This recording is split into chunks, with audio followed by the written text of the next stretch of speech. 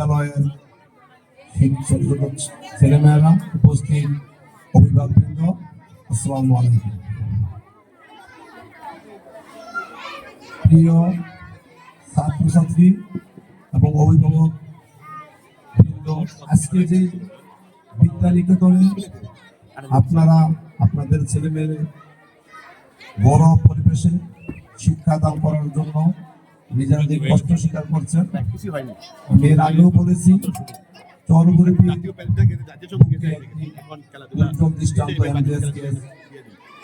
বিদ্যা নিকেতন এবারও ইনশাল্লাহ আইনশৃঙ্খলার মধ্যে 16টা ভিত্তিক আমাদের এই বিদ্যালয়ের স্বীকৃতি নিয়ে আসছেন, সেজন্য আমরা তাদেরকে ধন্যবাদ জানাচ্ছি। আমি এই বিদ্যা নিকেতনের এর আগেও বক্তব্য বলেছি, সামনে আমাদের নির্বাচন, ইনশাল্লাহ আমাদের দল যদি সরকার গঠন করতে পারে, এই বিদ্যালয়ে খেলার মাঠ, ভবন সহ অবকাঠামো অনেক কিছুর প্রয়োজন রয়েছে। আমাদের যিনি প্রার্থী শেখ ফরিদ মানি ভাইকে অবশ্যই এই বিদ্যালয় দিকে উন্নয়নের জন্য ইনশাল্লাহ আমরা করে যাব। প্রিয় অভিভাবক ও শিক্ষার্থী ভাই বোনেরা, সময় স্বল্পতার কারণে অনেক কিছু বলার ছিল। আমি শেষ কথাটা হচ্ছে, আমরা রাজনীতি করি।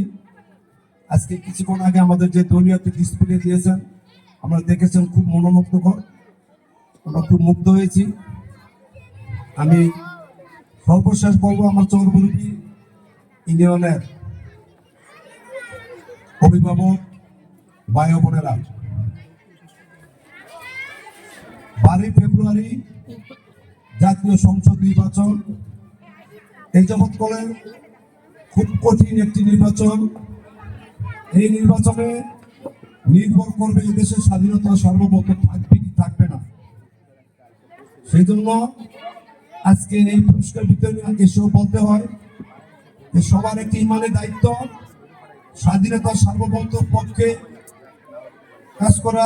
আমরা যেটা করে যাচ্ছি, আপনারা, আমি পার্টির দায়িত্ব থেকে নয়, আমি একজন বাংলাদেশের নাগরিক হিসেবে বলবো, এবারে নির্বাচনটি খুব কঠিন এবং সার্বভৌমত্বের প্রশ্ন। একদিকে স্বাধীনতা সার্বভৌমত্ব, অন্যদিকে জঙ্গিবাদ। আপনি ভেবে দেখবেন কি দেশ থাকবে না জঙ্গিবাদ থাকবে। সেজন্য আমার যেরকম এই দেশের প্রতি ভূমিকা আছে, আপনারা মা বোন যারা আছেন তাদেরকেও এই দেশের প্রতি অনেক ভূমিকা আছে।